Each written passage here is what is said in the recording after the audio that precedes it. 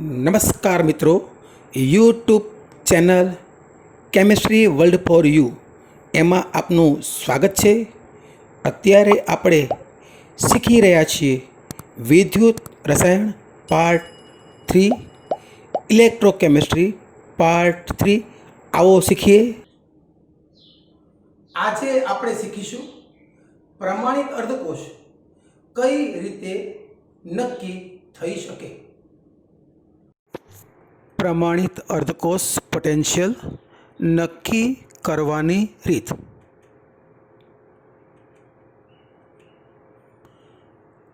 કોઈપણ પ્રમાણિત અર્ધકોષનો પોટેન્શિયલ મેળવવા તે અર્ધકોષને પ્રમાણિત હાઇડ્રોજન અર્ધકોષ સાથે ક્ષાર સેતુ વડે જોડવામાં આવે છે.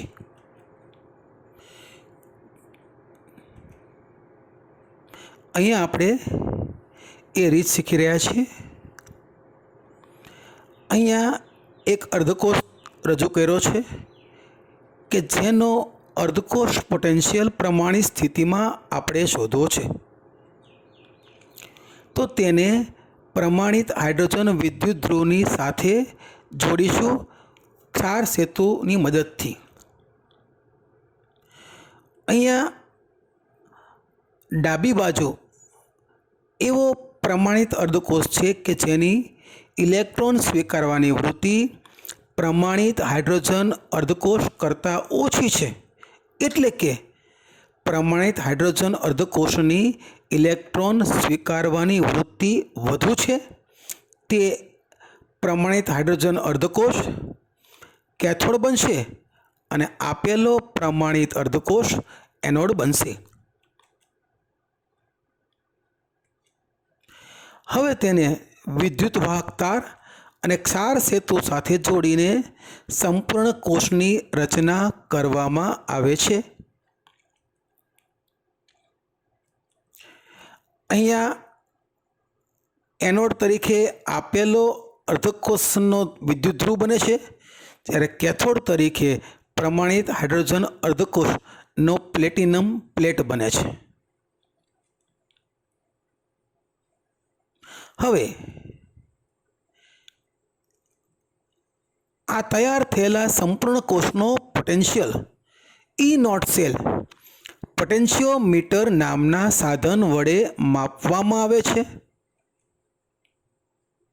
અહીંયા E0 સેલ બરાબર E0 reduction potential of cathode, એટલે કે જમણી બાજુનો રિડક્શન પોટેન્શિયલ પ્રમાણિત સ્થિતિમાં, minus E0 reduction potential of anode, જમણી બાજુનો રિડક્શન પોટેન્શિયલ પ્રમાણિત સ્થિતિમાં.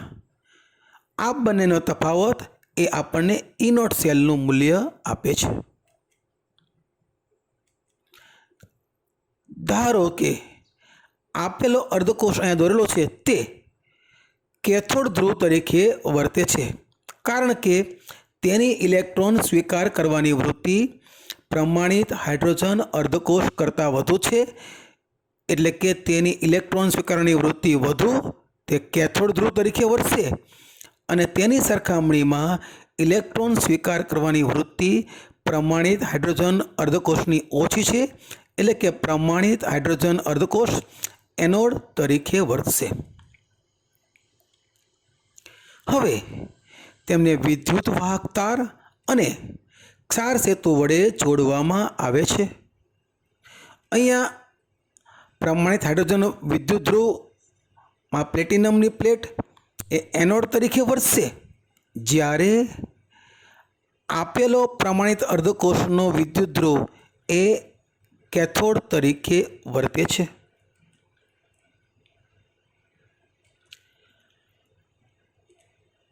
આ તૈયાર થયેલા સંપૂર્ણ કોષનો કોષ પોટેન્શિયલ E0 સેલ પોટેન્શિયોમીટર નામના સાધન વડે માપવામાં આવે છે. અહીંયા E0 સેલનું મૂલ્ય E0 reduction potential of cathode minus E0 reduction potential of anode સ્વરૂપે શોધી શકાય છે. અથવા તો E0 સેલ બરાબર જમણી બાજુનો રિડક્શન પોટેન્શિયલ પ્રમાણિત સ્થિતિમાં માઇનસ ડાબી બાજુનો રિડક્શન પોટેન્શિયલ પ્રમાણિત સ્થિતિમાં. આ તફાવતથી આપણને ઈ નોટ સેલનું મૂલ્ય મળે છે. તૈયાર થયેલા સંપૂર્ણ કોષનો potential E naught cell potentiometer નામના સાધન વડે માપવામાં આવે છે. ઈ નોટ સેલ બરાબર is naught reduction potential of cathode minus E naught reduction potential of anode, અથવા તો એમ કહીએ કે જમણી બાજુનો પ્રમાણિત સ્થિતિમાં રિડક્શન પોટેન્શિયલ માઇનસ ડાબી બાજુના અર્ધકોષનો પ્રમાણિત સ્થિતિમાં રિડક્શન પોટેન્શિયલ. અહીંયા પ્રમાણિત હાઇડ્રોજન અર્ધકોષનું મૂલ્ય આંતરરાષ્ટ્રીય કક્ષાએ શૂન્ય ગણવાનું સ્વીકારાયેલું છે તે મૂલ્ય મૂકવામાં આવે છે અને આ રીતે પ્રયોગથી માપેલા કોષનો કોષ પોટેન્શિયલ ઈ નોટ સેલ બીજા અર્ધકોષના પ્રમાણિત અર્ધકોષ પોટેન્શિયલના મૂલ્યને સમાન હોય છે. પ્રમાણિત અર્ધકોષ નક્કી કરવાની રીત આપણે શીખ્યા. હવે આપણે જે સમજ્યા છીએ તે પ્રમાણિત અર્ધકોષ પોટેન્શિયલ નક્કી કરવાની રીત, તેનું દૃઢીકરણ કેટલાક ઉદાહરણની મદદથી સમજીએ.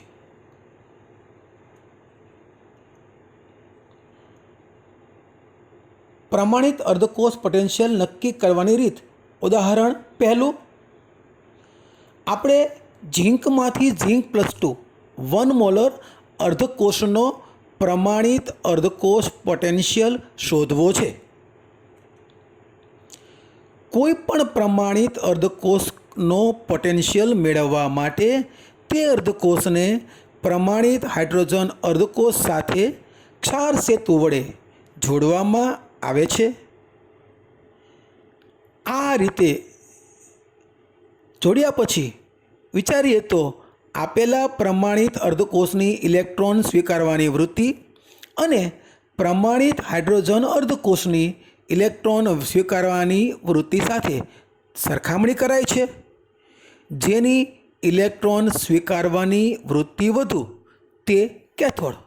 અહીંયા આપણે ઝીંકમાંથી ઝીંક +2 1 મોલર દ્રાવણની સરખામણી પ્રમાણિત હાઇડ્રોજન વિદ્યુત ધ્રુવ સાથે કરીએ તો આપણને પ્રયોગમાં જોવા મળ્યું છે કે ઝીંકમાંથી ઝીંક +2 1 મોલર પ્રમાણિત અર્ધકોષની ઇલેક્ટ્રોન સ્વીકારવાની વૃત્તિ કરતાં પ્રમાણિત હાઇડ્રોજન અર્ધકોષની ઇલેક્ટ્રોન સ્વીકારવાની વૃત્તિ વધુ છે.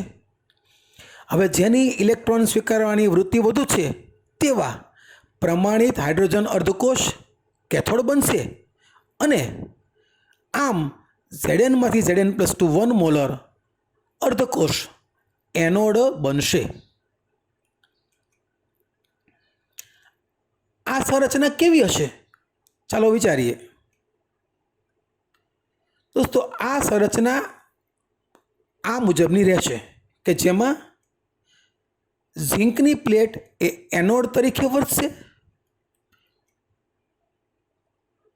તે ઋણ ધ્રુવ બનશે, જ્યારે પ્રમાણિત હાઇડ્રોજન વિદ્યુત ધ્રુવમાં રહેલી પ્લેટિનમની પ્લેટ તે ધન ધ્રુવ તરીકે વર્તશે. આ સંપૂર્ણ કોષની સંરચનામાં કોષ પોટેન્શિયલનું મૂલ્ય આપણે પોટેન્શિયોમીટર દ્વારા શોધીશું. અહીંયા એનોડ ઉપર ઓક્સિડેશન પ્રક્રિયા થશે, ઝીંક સોલિડમાંથી ઝીંક +2 ઇલેક્ટ્રોન મુક્ત થશે, જ્યારે કેથોડ ઉપર પ્રમાણિત હાઇડ્રોજન વિદ્યુત ધ્રુવમાં દ્રાવણમાં રહેલો H+1 ઇલેક્ટ્રોનનો સ્વીકાર કરીને H2 ગેસ બનાવશે.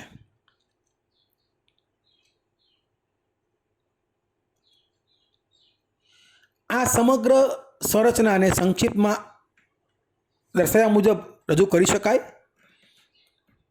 કે જેમાં આ ચિહ્ન એક ક્ષાર સેતુનું છે. અહીંયા તૈયાર થયેલા સંપૂર્ણ કોષનો કોષ પોટેન્શિયલ ઈ નોટ સેલ આપણે પોટેન્શિયોમીટર નામના સાધન વડે માપીએ છીએ અને તેનું મૂલ્ય આપણને મળે છે 0.76 વોલ્ટ. અચ્છા, આ 0.76 વોલ્ટ ઈ નોટ સેલ એ શેના બરાબર હોય? તો ભાઈ ઈ નોટ સેલ બરાબર E naught reduction potential of cathode minus E naught reduction potential of anode. જમણી બાજુના વિદ્યુત ધ્રુવની પ્રમાણિત સ્થિતિમાં ઇલેક્ટ્રોન સ્વીકારવાની વૃત્તિ માઇનસ ડાબી બાજુના અર્ધકોષની પ્રમાણિત સ્થિતિમાં ઇલેક્ટ્રોન સ્વીકારવાની વૃત્તિ. દોસ્તો સૂત્ર આવું બનશે: ઈ નોટ સેલ બરાબર ઈ નોટ H+માંથી 1/2 તેનો potential minus E naught zinc +2માંથી ઝિંક રિડક્શન પ્રક્રિયાનો પોટેન્શિયલ પ્રમાણિત સ્થિતિમાં. દોસ્તો 0.76 બરાબર 0.00 માઇનસ ઈ નોટ Zn+2માંથી Zn. અહીંયા પ્રમાણિત હાઇડ્રોજન અર્ધકોષનું મૂલ્ય 0.0 વોલ્ટ મૂકવામાં આવ્યું છે. આથી આપણે કહી શકીએ કે ઝિંક +2માંથી ઝિંક પ્રક્રિયાનો અર્ધકોષનો રિડક્શન પોટેન્શિયલનું મૂલ્ય માઇનસ 0.76 વોલ્ટ થશે. એવી જ રીતે આપણે હવે બીજું ઉદાહરણ લઈશું કે જેમાં આપણે સીયુમાંથી Cu+2 1 મોલર અર્ધકોષનો પ્રમાણિત અર્ધકોષ પોટેન્શિયલ શોધવો છે. આપણે જાણીએ છીએ કે કોઈ પણ પ્રમાણિત અર્ધકોષનો પોટેન્શિયલ મેળવવા તે અર્ધકોષને પ્રમાણિત હાઇડ્રોજન અર્ધકોષ સાથે ક્ષાર સેતુ વડે જોડવામાં આવે છે. અહીંયા આપેલા પ્રમાણિત અર્ધકોષની ઇલેક્ટ્રોન સ્વીકારવાની વૃત્તિ અને પ્રમાણિત હાઇડ્રોજન અર્ધકોષની ઇલેક્ટ્રોન સ્વીકારવાની વૃત્તિ સાથે સરખામણી કરાય છે. જેની ઇલેક્ટ્રોન સ્વીકારવાની વૃત્તિ વધુ તે કેથોડ ધ્રુવ તરીકે વર્તે છે. પ્રયોગમાં જોવા મળ્યું છે કે સીયુમાંથી Cu2+ 1 મોલર પ્રમાણિત હાઇડ્રોજન અર્ધકોષની ઇલેક્ટ્રોન સ્વીકારવાની વૃત્તિ કરતાં પ્રમાણિત હાઇડ્રોજન અર્ધકોષની ઇલેક્ટ્રોન સ્વીકારવાની વૃત્તિ ઓછી છે. અર્થાત આપેલા સીયુમાંથી Cu2+ 1 મોલર પ્રમાણિત અર્ધકોષની ઇલેક્ટ્રોન સ્વીકારવાની વૃત્તિ વધુ છે. આમ સીયુ અર્ધકોષ તે કેથોડ બનશે તથા પ્રમાણિત હાઇડ્રોજન અર્ધકોષ એનોડ સ્વરૂપે વર્તશે. આ સમગ્ર સંરચના આ રીતની બનશે કે જેની અંદર સીયુનો વિદ્યુત ધ્રુવ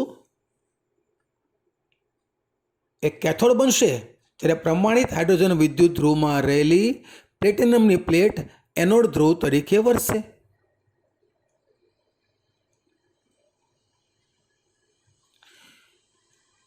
અહીંયા એનોડ ઉપર 1/2 H2માંથી H++1 ઇલેક્ટ્રોન ઓક્સિડેશન પ્રક્રિયા થશે, જ્યારે કેથોડ ધ્રુવ ઉપર Cu2++2 ઇલેક્ટ્રોન એટલે Cu રિડક્શન અર્ધ પ્રક્રિયા થશે.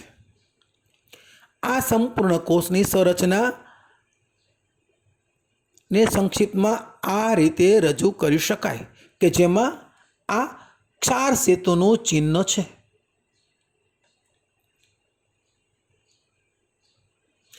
અહીંયા તૈયાર થયેલા સંપૂર્ણ કોષનો potential E naught cell potentiometer નામના સાધનની મદદથી માપવામાં આવે છે.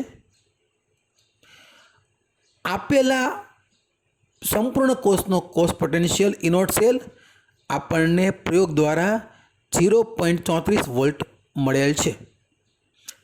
આ પ્રયોગનું મૂલ્ય શેના બરાબર હોય? તો આ પ્રયોગનું મૂલ્ય હોય રિડક્શન પોટેન્શિયલ ઓફ કેથોડ પ્રમાણિત સ્થિતિમાં minus reduction potential of anode પ્રમાણિત સ્થિતિમાં, અથવા જમણી બાજુની ઇલેક્ટ્રોન સ્વીકારવાની વૃત્તિ પ્રમાણિત સ્થિતિમાં માઇનસ ડાબી બાજુની ઇલેક્ટ્રોન સ્વીકારવાની વૃત્તિ પ્રમાણિત સ્થિતિમાં. એટલે કે ઈ નોટ સેલ બરાબર Cu2+માંથી Cu નો પ્રમાણિત સ્થિતિમાં રિડક્શન પોટેન્શિયલ માઇનસ H+માંથી 1/2 H2 નો પ્રમાણિત સ્થિતિમાં રિડક્શન પોટેન્શિયલ. અહીંયા ઈ નોટ સેલનું મૂલ્ય આપણે 0.34 વોલ્ટ જાણીએ છીએ. પ્રમાણિત હાઇડ્રોજન વિદ્યુત ધ્રુવનું મૂલ્ય 0.00 વોલ્ટ મૂકી દઈએ તો આપણને Cu+2 માંથી Cuનો પ્રમાણિત સ્થિતિમાં રિડક્શન પોટેન્શિયલ 0.34 વોલ્ટ મળે છે. આવી રીતે કોઈ પણ પ્રમાણિત અર્ધકોષનો પ્રમાણિત અર્ધકોષ પોટેન્શિયલ મૂલ્ય આપણે શોધી શકીએ છીએ. હવે આપણે શીખીશું EMF એટલે શું. EMF એટલે ઇલેક્ટ્રોમોટિવ ફોર્સ. આપણે શીખી રહ્યા છીએ ઇલેક્ટ્રોમોટિવ ફોર્સ એટલે શું અને EMF શ્રેણી એટલે શું. જ્યારે વિદ્યુત કોષનો પોટેન્શિયલ હાઇડ્રોજન વિદ્યુત ધ્રુવના સંદર્ભમાં માપવામાં આવે ત્યારે બીજા વિદ્યુત ધ્રુવના પોટેન્શિયલને ઇલેક્ટ્રોમોટિવ ફોર્સ EMF તરીકે ઓળખવામાં આવે છે. આપણે જુદા જુદા અર્ધકોષના વિદ્યુત કોષના પોટેન્શિયલ હાઇડ્રોજન વિદ્યુત ધ્રુવની મદદથી શોધ્યા છે. તો અહીંયા શોધવામાં આવેલા બીજા અર્ધકોષના બીજા વિદ્યુત ધ્રુવના પોટેન્શિયલને EMF તરીકે ઓળખી શકાય. વિવિધ પ્રમાણિત અર્ધકોષના રિડક્શન પોટેન્શિયલના મૂલ્યોને ઉતરતા ક્રમમાં ગોઠવતા રચાતા વિદ્યુત ધ્રુવોની શ્રેણીને EMF શ્રેણી કહે છે. જેમ કે આપણે શીખી રહ્યા છીએ EMF શ્રેણી.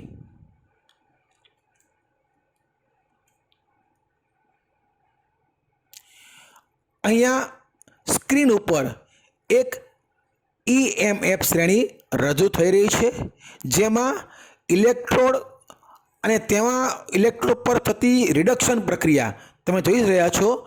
F2માંથી 2 ઇલેક્ટ્રોન ઉમેરીને 2F-1, Au+1માં 1 ઇલેક્ટ્રોન ઉમેરીને Au.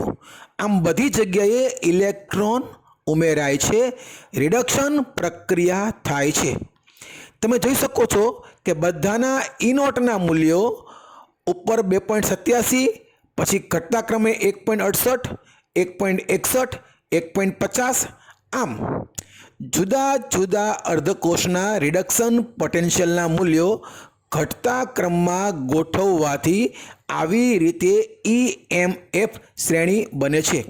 અહીંયા આપણે જોયું Ag+1+1 ઇલેક્ટ્રોન એટલે Ag બને તેનો રિડક્શન પોટેન્શિયલનું મૂલ્ય 0.799 સુધી ઘટતું ગયું છે. હજી પણ આગળ આ શ્રેણી ચાલે છે. જેમ કે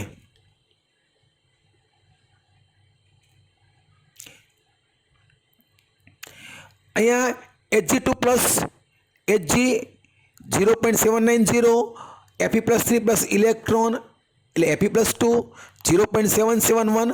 તમે જોઈ શકો છો બધી જગ્યાએ પ્રક્રિયામાં ઇલેક્ટ્રોન ઉમેરાયા છે એટલે કે રિડક્શન પ્રક્રિયા થઈ છે. અને અહીંયા પોટેન્શિયલના મૂલ્યો ધીરે ધીરે ક્રમશઃ ઘટી રહ્યા છે જે તમે જમણી બાજુ જોઈ શકો છો. દોસ્તો આ શ્રેણીને આપણે આગળ જોઈએ.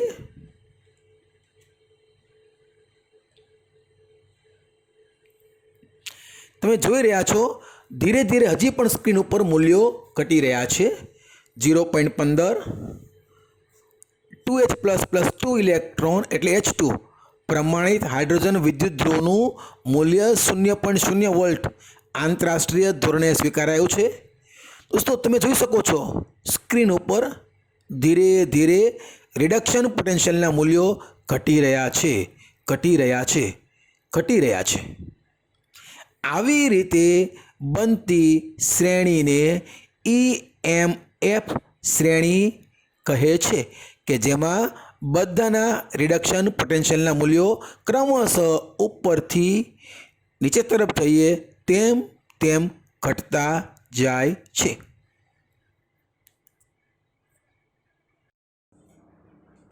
આ EMF શ્રેણી કઈ રીતે ઉપયોગી છે?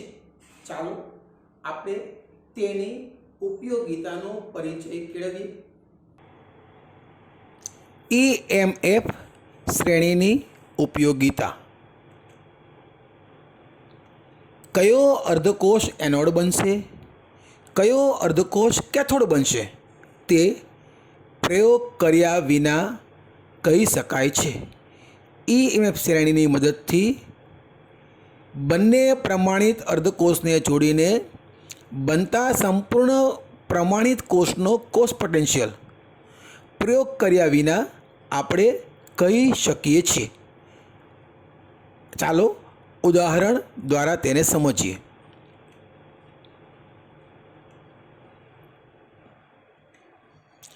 અહીંયા સ્ક્રીન ઉપર Cu માંથી Cu+2 1 મોલર અને Ni માંથી Ni2+ 1 મોલરને જોડીએ તો કયો અર્ધકોષ એનોડ બનશે, કયો અર્ધકોષ કેથોડ બનશે એ કઈ રીતે કહી શકાય? ચાલો EMF શ્રેણીનો ઉપયોગ કરીએ. આપણને ખબર છે કે Cu+2 માંથી Cu નો રિડક્શન પોટેન્શિયલનું મૂલ્ય EMF શ્રેણીમાં આપ્યું છે 0.34 વોલ્ટ અને નિકલ માટે નિકલ+2 માંથી નિકલના પ્રમાણિત રિડક્શન પોટેન્શિયલનું મૂલ્ય EMF શ્રેણીમાં લખ્યું છે -0.26 વોલ્ટ. જેનું મૂલ્ય વધુ તેની ઇલેક્ટ્રોન સ્વીકારવાની વૃત્તિ વધુ, તે કેથોડ બને. એટલે કે Cu+2 માંથી Cu તેનું મૂલ્ય મોટું હોવાથી તે કેથોડ બનશે, જ્યારે નિકલનો વિદ્યુત ધ્રુવ નિકલનો અર્ધકોષ એ એનોડ તરીકે વર્તશે.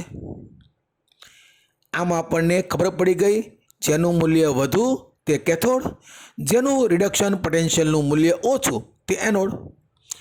હવે બીજો પ્રશ્ન સમજીએ. આ બંને અર્ધકોષને જોડીએ તો બનતો સંપૂર્ણ પ્રમાણિત કોષનો કોષ પોટેન્શિયલ કેટલો થાય? પ્રથમ વિચારી લઈએ, કોણ એનોડ બનશે, કોણ કેથોડ બનશે? તો Cu+2 માંથી Cuનું મૂલ્ય મોટું હોવાથી તે કેથોડ બનશે. આ રીતે અહીંયા મૂલ્ય મૂકી દઈએ તો E0 reduction potential of cathode minus E0 reduction potential of anode બરાબર E0 સેલ થાય. અહીંયા આપણે જાણીએ છીએ કેથોડમાં કોપરનો અર્ધકોષ રહેશે. તેનું મૂલ્ય મૂકીએ 0.34 માઇનસ એનોડ અર્ધકોષનું મૂલ્ય મૂકી દઈએ -0.26. એટલે ગણતરી થશે 0.34 વત્તા 0.26. કુલ સરવાળો થશે 0.60 વોલ્ટ. આમ કોપર અને નિકલના અર્ધકોષને જોડીએ તો બનતા સંપૂર્ણ કોષનો કોષ પોટેન્શિયલ 0.60 વોલ્ટ, જે આપણે EMF શ્રેણીની મદદથી પ્રયોગ કર્યા વિના શોધી શક્યા. હજી એક બીજું ઉદાહરણ લઈએ.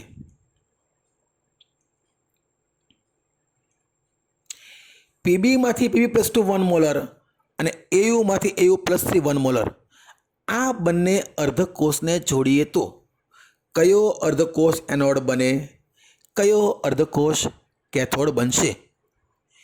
અહીંયા આપણે EMF શ્રેણીની મદદથી મૂલ્યો શોધીએ તો Pb+2 માંથી Pbનો પ્રમાણિત સ્થિતિમાં રિડક્શન પોટેન્શિયલનું મૂલ્ય આપણને EMF શ્રેણીમાં મળ્યું છે -0.13 -0.13 વોલ્ટ અને EMF શ્રેણીમાં મૂલ્ય છે Au+3 માંથી Auનું મૂલ્ય પ્રમાણિત સ્થિતિમાં રિડક્શન પોટેન્શિયલનું મૂલ્ય EMF શ્રેણીમાં છે 1.50 વોલ્ટ. જેનું મૂલ્ય વધુ તેની ઇલેક્ટ્રોન સ્વીકારવાની વૃત્તિ વધુ. જેની ઇલેક્ટ્રોન સ્વીકારવાની વૃત્તિ, ઇલેક્ટ્રોન સ્વીકારવાની તીવ્રતા વધુ તે કેથોડ બનશે. એટલે કે અહીંયા Au+3માંથી Auનું મૂલ્ય વધુ હોવાથી તે કેથોડ બનશે, જ્યારે Pb+2માંથી Pbનું મૂલ્ય ઓછું હોવાથી, પ્રમાણમાં ઓછું હોવાથી તે એનોડ તરીકે વર્તશે. આમ આપણે પ્રયોગ કર્યા વિના કોણ એનોડ બનશે અને કોણ કેથોડ બનશે તે EMF શ્રેણીની મદદથી કહી શકીએ છીએ. હવે એક બીજો પ્રશ્ન વિચારીએ. આ બંને અર્ધકોષને જોડીએ તો બનતા સંપૂર્ણ પ્રમાણિત કોષનો કોષ પોટેન્શિયલ કેટલો થાય? અહીંયા આપણને ખબર છે Au+3માંથી Auનું મૂલ્ય વધુ હોવાથી તે કેથોડ અર્ધકોષ તરીકે વર્તશે, જ્યારે Pb+2માંથી Pbનું મૂલ્ય પ્રમાણમાં ઓછું હોવાથી તે એનોડ અર્ધકોષ તરીકે વર્તશે. હવે આપણે જાણીએ છીએ કે E0 સેલ બરાબર રિડક્શન પોટેન્શિયલ ઓફ કેથોડ પ્રમાણિત સ્થિતિમાં minus reduction potential of anode પ્રમાણિત સ્થિતિમાં. પ્રમાણિત સ્થિતિમાં કેથોડ ધ્રુવનો રિડક્શન પોટેન્શિયલ માઇનસ પ્રમાણિત સ્થિતિમાં એનોડ અર્ધકોષનો રિડક્શન પોટેન્શિયલ. અહીંયા આપણે જાણીએ છીએ કે એનોડ અર્ધકોષ તરીકે Au વર્તશે, એટલે કે લખીશું આપણે 1.50 માઇનસ -0.13. આમ E0 સેલનું મૂલ્ય થશે 1.50 વત્તા 0.13. આમ સંપૂર્ણ પ્રમાણિત કોષનો પોટેન્શિયલ આપણને મળશે 1.63 વોલ્ટ. અહીંયા આપણે પ્રયોગ કર્યા વિના સંપૂર્ણ પ્રમાણિત કોષનો કોષ પોટેન્શિયલ શોધી શકીએ છીએ, જે EMF શ્રેણીની મોટામાં મોટી ઉપયોગિતા છે.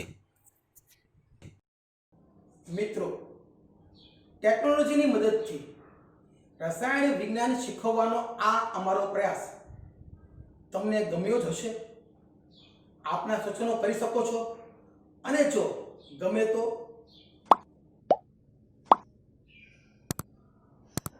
આભાર. વંદે માતરમ.